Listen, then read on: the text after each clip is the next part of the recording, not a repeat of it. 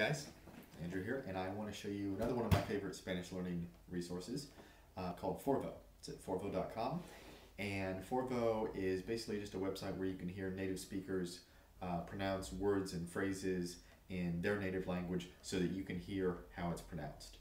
All right, and that is fantastically useful. As I mentioned before with regarding Spanish Dict, they do have some videos on there where you can hear a native speaker pronounce a word, but those are only individual words, and they don't have videos for all of them. So, but having something like that, having a reference where you can hear a native speaker pronounce the word is extremely useful, especially for a beginner who's not familiar enough with the language yet to where they can, if they're reading it, if they're working off of written material, to where they can read a word they don't know and they'll know how to pronounce it anyway, even if they've never seen it before, just because they know how the language works and they're familiar with it. A lot of language learners are not at that point yet. So a website like this solves the age-old problem that language learners have had forever, of using written material and not knowing how to pronounce it. So all you have to do is just go to Forvo and you put in the word, phrase, name, place name, whatever. They have idioms, they have expressions, and names of places, names of holidays even, and you just put it in there and you can hear a native speaker pronounce it. It's extremely useful. Let's have a look. Okay, let's have a look at one of my favorite Spanish resources here. This is Forvo. I love this site. This is, as they say over here, the world's largest pronunciation guide. And it is entirely community-driven, crowdsourced, that is. And the way it works is that the members, and you can join for free, it's very, very easy, it's very quick, I recommend you do so. One of the benefits of doing so is not only can you contribute by pronouncing words in your native language, but you can also request a word that's not in here already. If you have a Spanish word that, or a phrase or whatever that you would like to hear a native speaker pronounce, it can be a phrase, a sentence, idiom, a name, whatever, and it's not in here already, you can request it if you're a member.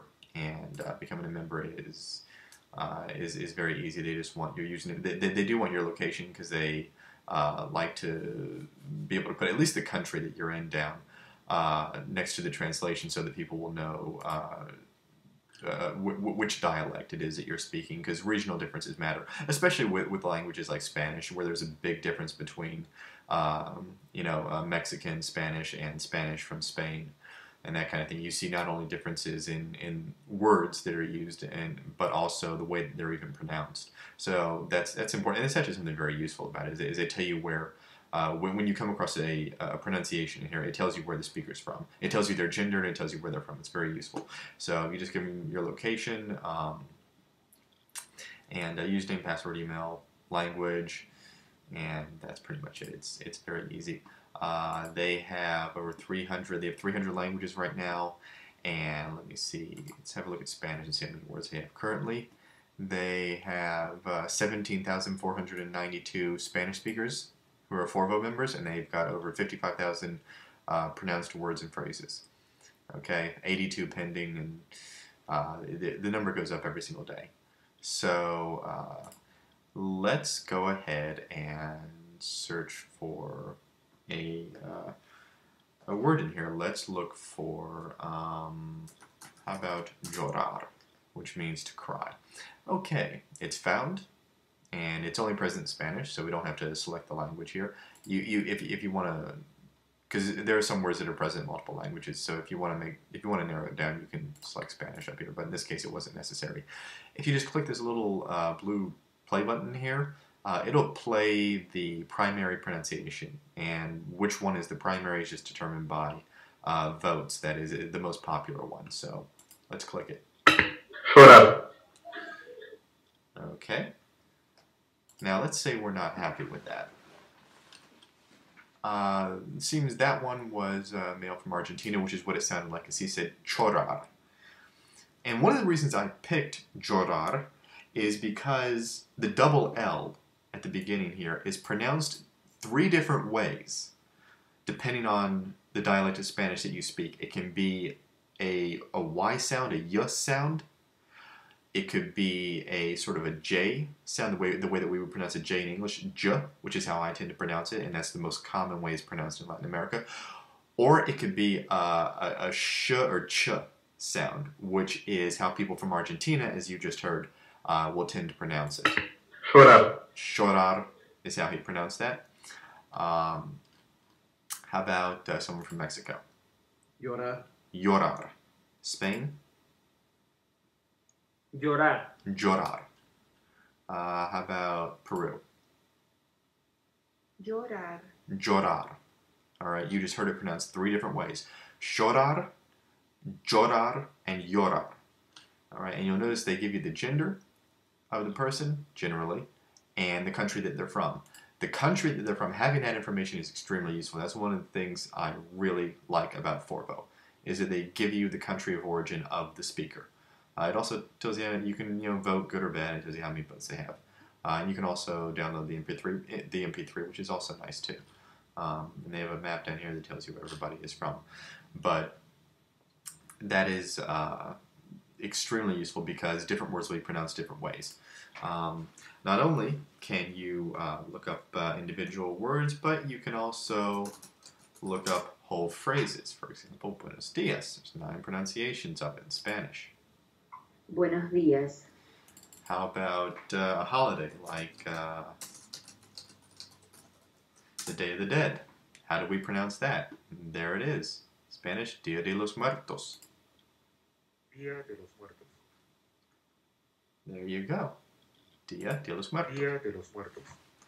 How about the name of a person? Let's say you're going to talk to somebody in a language exchange or what have you, or you've made a new friend and they're a Spanish speaker, and you want to know how to pronounce their name, and you haven't talked to them yet, so you don't know how to pronounce it, and you want to know how to do it correctly so that when you first talk to them, you don't mispronounce their name.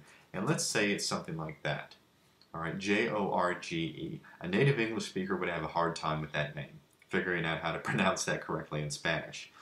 All right, so just put it into Forvo, look it up, and you see we've got, it's a name that is present in Portuguese, Spanish, Catalan, and Basque. Well, we want Spanish, so we'll select the right language over here from the left, and there's 6 pronunciations of it. Let's listen to the primary one. Jorge. Jorge.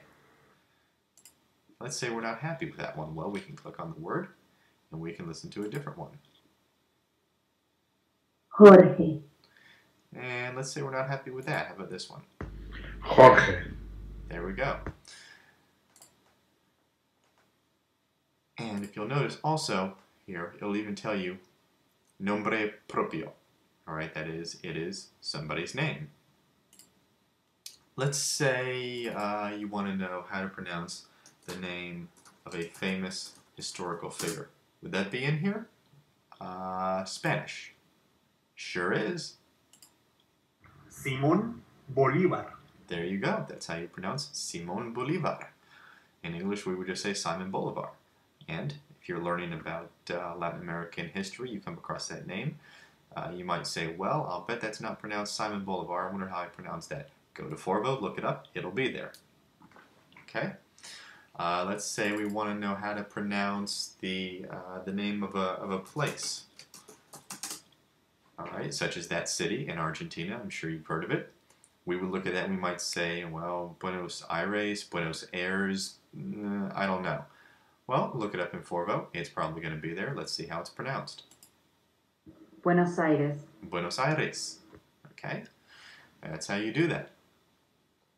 And that is why I love Forvo. Okay? And so that should do it for that. Oh, one more thing. If you're interested in teaching yourself Spanish using free online resources, especially if you like the idea of using things like Spanish language movies and TV shows and books to teach yourself Spanish, which is the method that I specialize in, the telenovela method. A telenovela is a Spanish language soap opera.